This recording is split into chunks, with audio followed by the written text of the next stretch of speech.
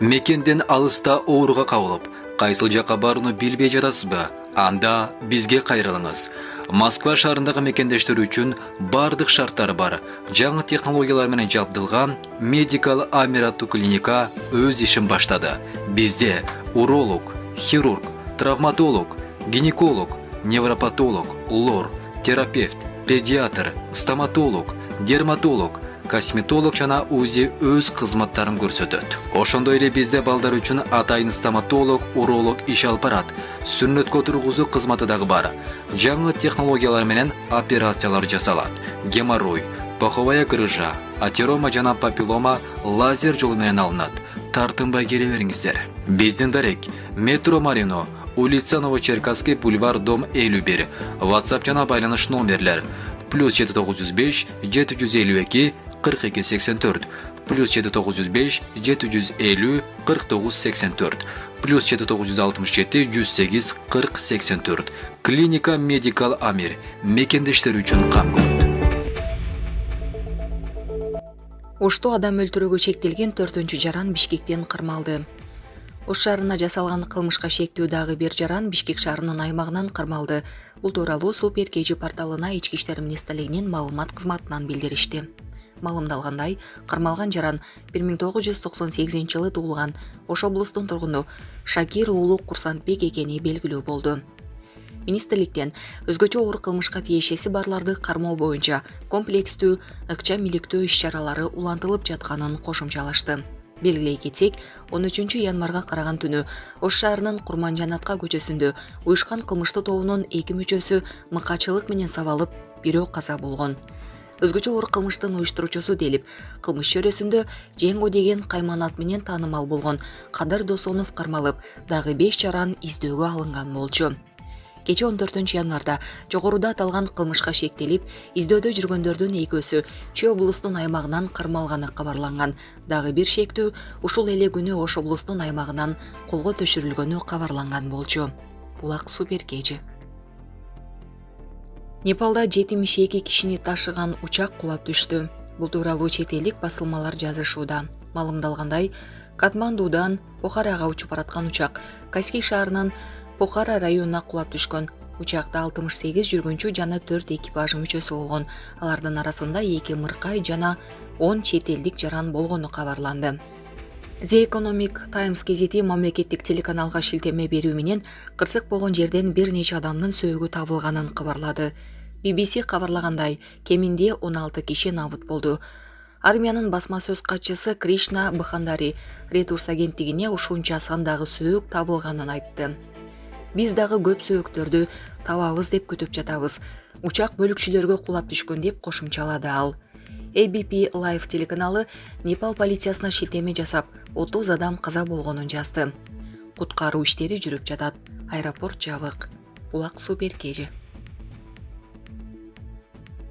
Декабрда Кыргыз Республикасы Улуттук банк $147 миллион сатты. 2022 жылдын декабрь айында Кыргызстандын Улуттук банкынын эл аралык валюталык алтын резервтери $18 миллион $540 миң көбөйгөн. Башкы банктын резервтер тууралуу маалыматы. Ноябрь аягында 2 миллиард $779 миллион $550 миң. Декабрдын аягында 2 миллиард $798,1 миллион. Ачык маалыматтар боюнча өткөн айда Улуттук банк өлкөнүн валюта рыногуна $147 миллион сатып, чет элдик валюта сатып алынган эмес. Резервтердин көбөйүшүнүн себеби айтыла элек, бирок башкы банктын маалыматына караганда алтын корунун наркы соңку убакта өсүп, декабрь айынын башына карата 78 миллиард сомго жеткен. Эске салсак, Улуттук банк интервенцияларды валютанын өзгөрүүсүн текшилөө жана сомдун курсун колдоо үчүн жүргүзөт. Бул үчүн алтын валюта резерви колдонулат. Булак Назар Ньюс KG. Украинада атайын операциядан бери канча адам көз жумду? Бунун эсептөөсү.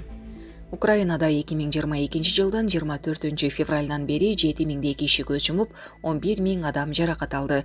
Бул тууралуу БУнун башкы катчысынын саясий маселелер боюнча орун басары Розмари Ди Карло уюмдун адам укуктары боюнча жогорку комиссар башкармалыгынын маалыматына таянуу менен билдиргенин РИА Новости жазды.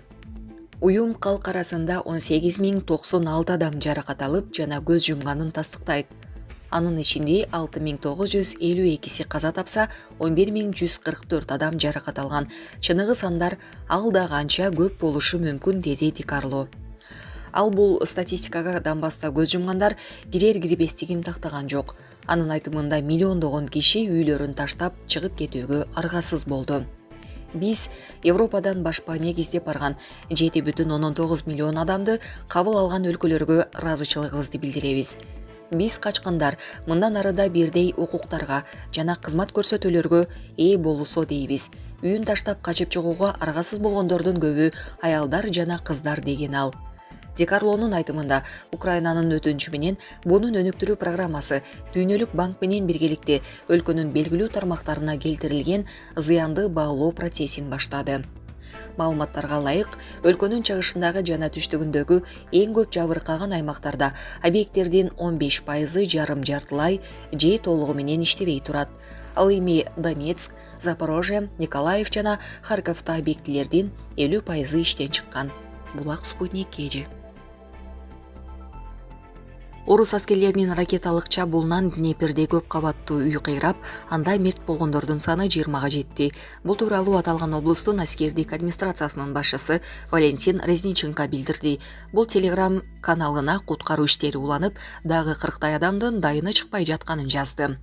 Буга чейин 70-тен ашык адам жаракат алганы, 38 адам урандынын алдынан куткарылганы жана аларды 6 балдар экени кабарланган. Шаарда 3 күндүк аза күтүү күнү жарыяланды. Орусиянын аскерлери 14 январда Украинанын аймагына 2 жолу ракеталык чабуул жасады. Украинанын куралдуу күчтөрүнүн маалыматына ылайык, Орусия бул күнү 3 жолу абадан соккуруп, 50дөй ракеталык чабуул уюштурулду. Орусиянын коргоо министрлиги ишембидеги чабуулдарга байланыштуу азырынча комментарий бере элек. Орус аскерлери Украинанын инфратүзүмдөрүнө буга чейин дагы бир канча жолу ракеталык чабуул жасаган. Мындан улам электр энергиясы, жылуулук жана суу берүү үскүлтүккө учурап, кыйынчылыктар жаралган. Орусия Украинага согуш ачканына 11 ай болду. Булак Азаттык.